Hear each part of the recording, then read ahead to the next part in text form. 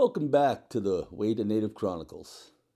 Today we're diving into a heated and important topic, the future of firearms regulations in Canada.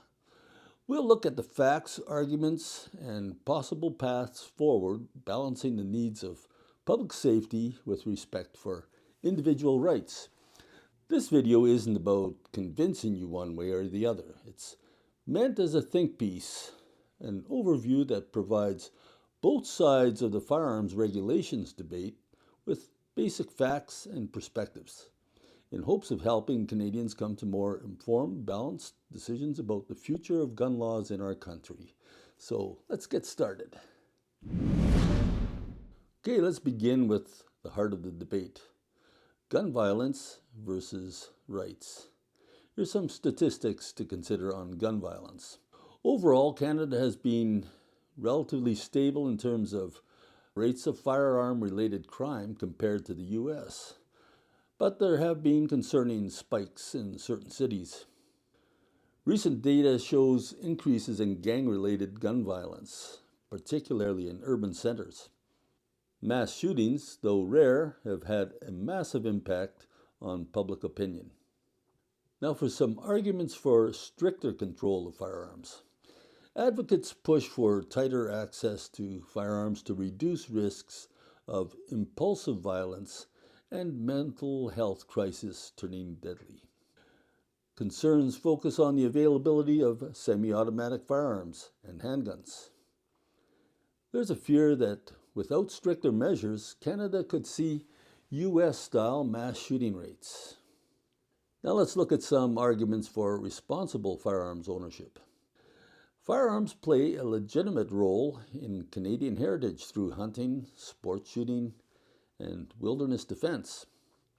Advocates argue that education, licensing, and strict vetting already make Canadian gun owners among the most responsible worldwide.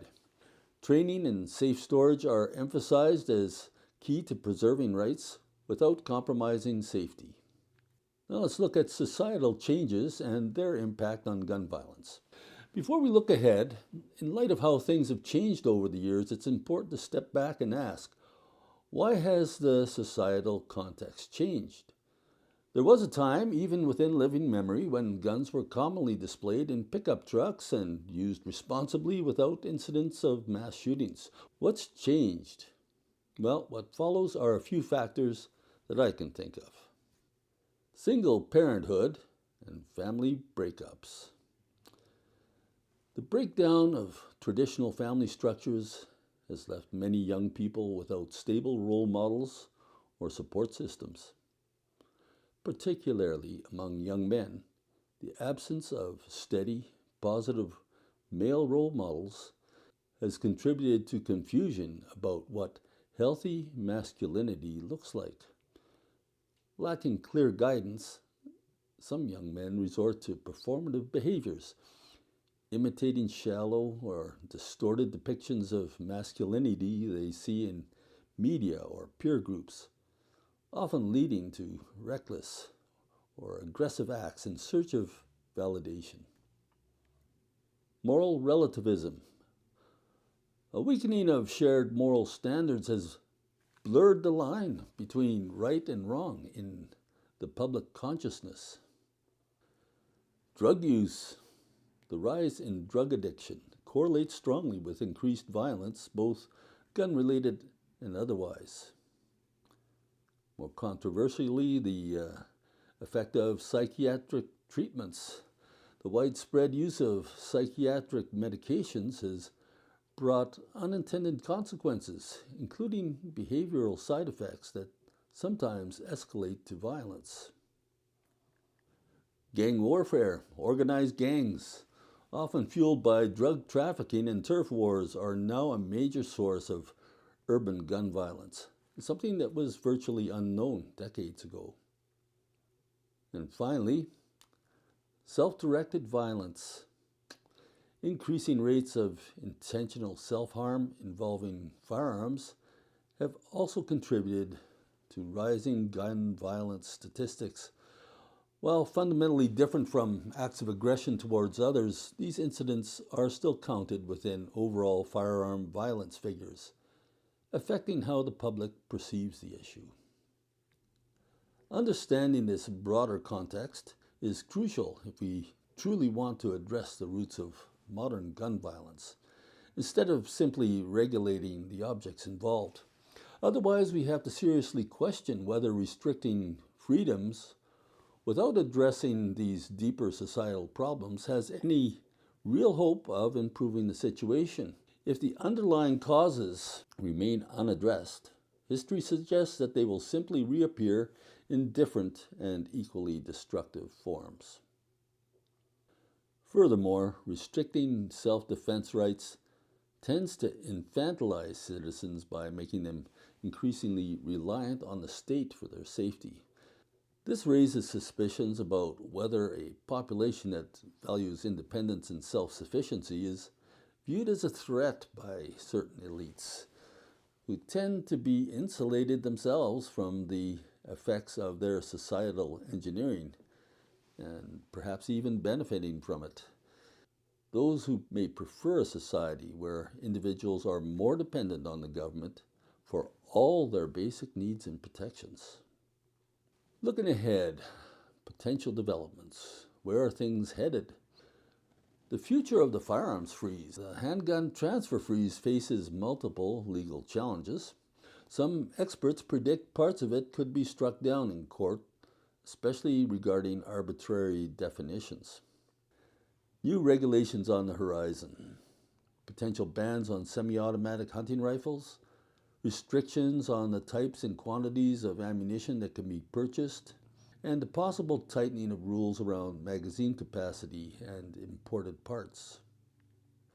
And then there's the role of technology. Biometric gun locks, guns that only fire for authorized users. There's real-time tracking devices being considered, government exploring registration systems tied to GPS or RFID. These technologies could reshape debates around access and safety in unexpected ways. International perspectives. How does Canada's approach compare globally? Canada is stricter than the US, but more permissive than countries like Australia and the UK. Unlike many European countries, Canada maintains a strong culture of private firearms ownership for sporting purposes. Now let's look at lessons from other nations. In Australia, sweeping confiscations after mass shootings led to reduced gun violence, but at a significant cost to lawful owners. Then there's New Zealand. Recent mass shootings led to rushed reforms, highlighting challenges when emotions drive legislation. And then there's Switzerland, where we have a strong tradition of armed citizenry, but paired with mandatory training and military-linked licensing. Global trends. There's growing international momentum for tighter controls as countries respond to global gun violence. Yet the push is met with increasing resistance from rural and sporting communities worldwide. Now it's your turn. Share your thoughts in the comments. Where do you think Canada should draw the line on firearms regulation? Contact your elected representatives. Advocate for policies that strike a balance, public safety and individual rights. Support organizations working to educate the public on responsible firearms ownership. The future of Canada's firearms law isn't set in stone, folks. It will be shaped by ongoing dialogue, vigilant citizenship, and a shared commitment to both safety and freedom. So let me know what you think in the comments. And as always, if you appreciate this content and want to see more like this, click like and subscribe to this channel for more future content like this. Also, if you wish to support this channel further, I invite you to click the super thanks button below or use the Buy Me a Coffee link provided in this video's description. Free will actions like yours help to keep channels like this one going. So thanks for watching The Way to Native Chronicles, and until next time, God bless, hunt with purpose, walk with respect. Did you like this video? If you did, I think you're gonna like this one right over here.